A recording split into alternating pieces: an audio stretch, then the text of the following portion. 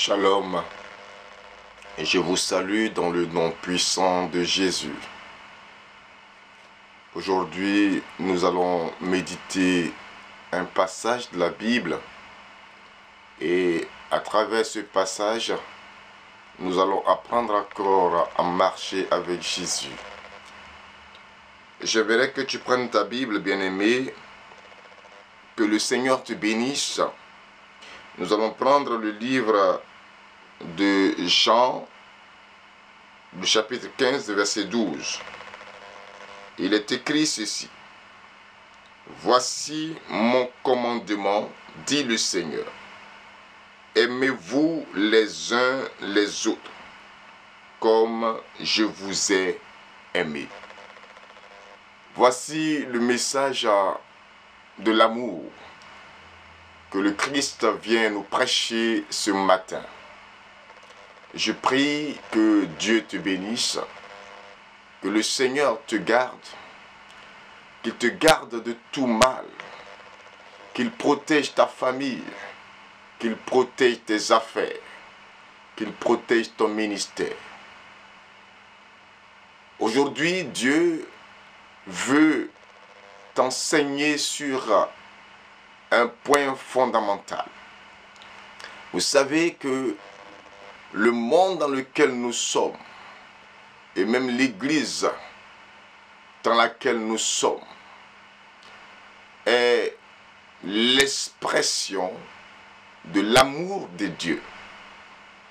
La Bible dit dans le livre de Jean, au chapitre 3, le verset 16, que Dieu a tellement aimé le monde qu'il n'a pas voulu conserver même ce qui était important, son Fils unique.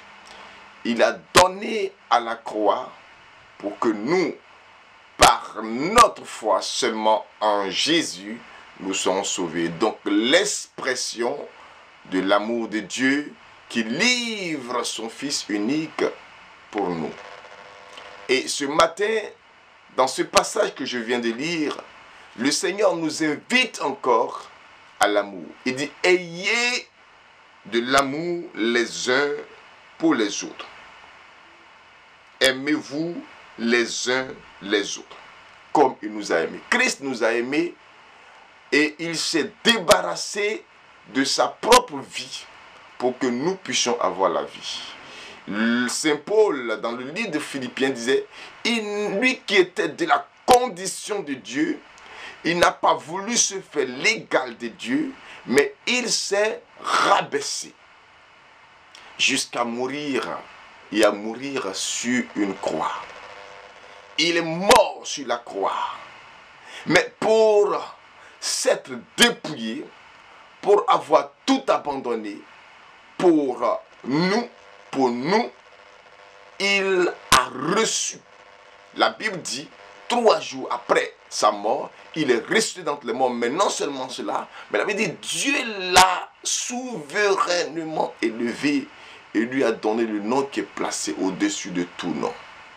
L'amour, Saint Paul dit dans le livre de Romains que il est l'accomplissement de toute la loi. C'est-à-dire quoi? Nous prenons seulement les 10 commandements que Dieu donna à Moïse. Tu n'auras pas d'autre Dieu devant ma face. Tu ne tueras pas. Tu ne prononceras pas le nom de Dieu en vain. Tu honoreras ton père et ta mère. Tu ne tueras pas et tout ce qui en découle. Tout ceci, l'auteur sacré dit que cette parole, toutes ces lois trouvent leur accomplissement dans ce que il est dit. Tu aimeras ton prochain comme toi-même. L'amour est l'expression de la présence de Dieu. Lorsque Dieu n'est plus présent quelque part, l'amour a foutu le camp. Regardez bien, lorsque Caïn et son frère Abel étaient dans dans le jardin et que l'amour dans le cœur de Caïn avait foutu le camp, Dieu n'était plus là. Alors qu'est-ce que Caïn va faire? Caïn va se jeter sur le frère et commettre ce que j'aime bien appeler le premier crime de toute l'humanité. Oui, et depuis lors, les crimes ne font que se succéder parce que l'amour n'a pas été là. Lorsque tu aimes ton frère bien-aimé, tu donnes à ta vie de connaître une croissance. Jésus-Christ qui s'est dépouillé et qui nous a aimés, la Bible dit, il a reçu un trône plus grand que celui qu'il avait déjà avant qu'il ne se livre pour nous. Il faut que nous nous aimions. Peut-être, bien-aimé, quand on parle de l'amour, tu peux te poser la question, est-ce que l'homme peut véritablement aimer comme Dieu a aimé? Oui, bien sûr. Si Dieu nous demande de nous aimer, c'est parce que nous sommes capables d'aimer véritablement. Nous sommes capables.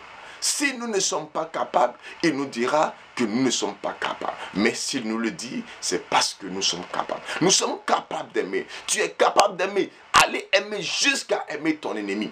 Il a dit, aimez-vous les uns les autres. Aimez-vous sans distinction. Aime sans rien entendre en retour. Aimer, c'est offrir. C'est pourquoi, lorsque nous partons à l'église, nous ne faisons que des offrandes. On ne va pas à l'église pour mettre la main dans le panier et se mettre dans la poche. On donne. Donc l'amour est même une offrande que nous faisons à notre prochain. L'amour est quelque chose que nous donnons. Mais quand tu donnes, il ne faut rien attendre.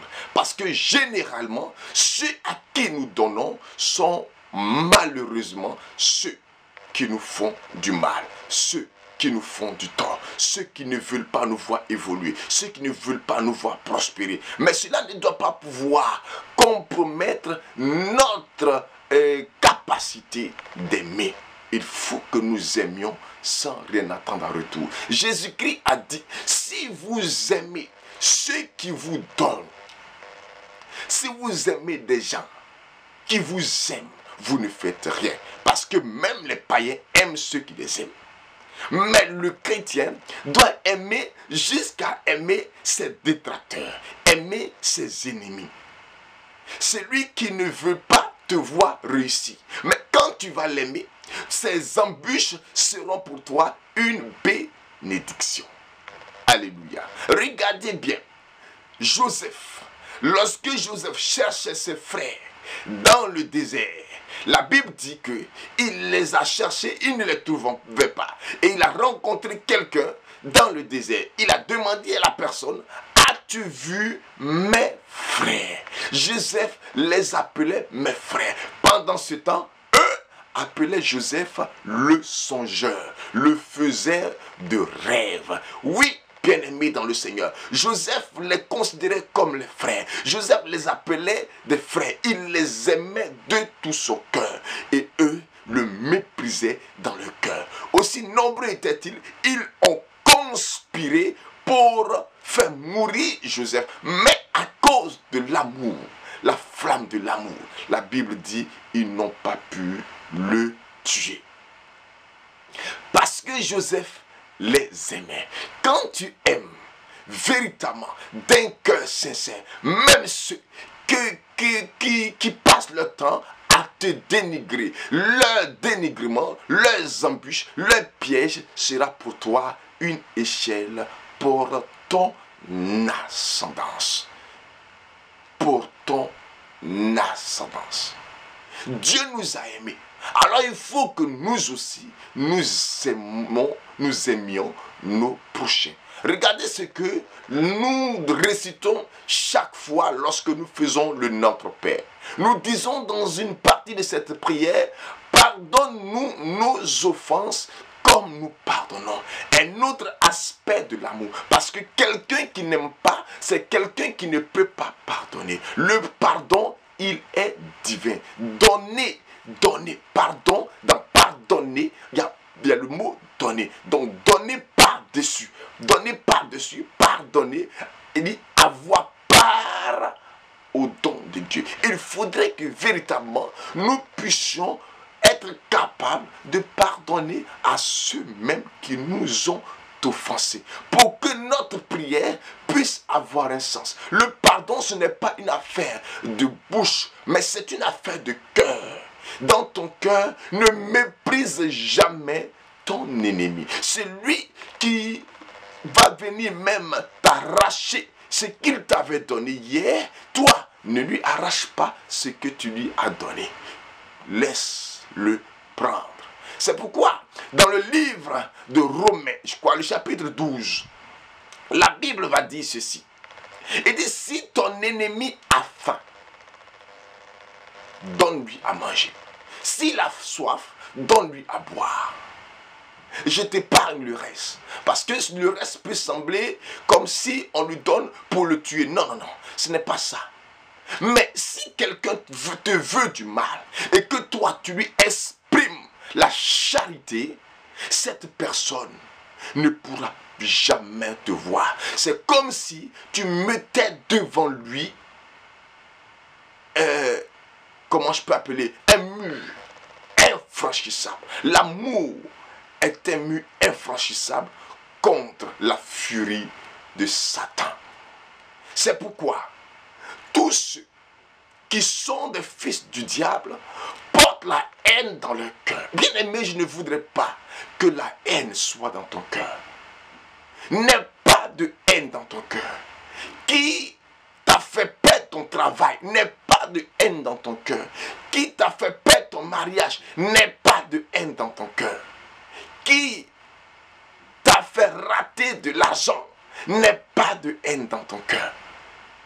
Parce que là où tu perds une chose, tu gagneras encore en surplus. Lorsque Joseph a été vendu par ses frères, mais c'est là que Dieu va l'élever et faire de lui un gouverneur.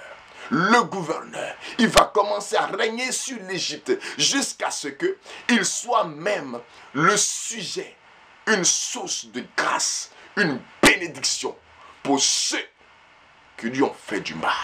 Je sais que tu veux que Dieu te bénisse. Tu veux que Dieu fasse des choses dans ta vie.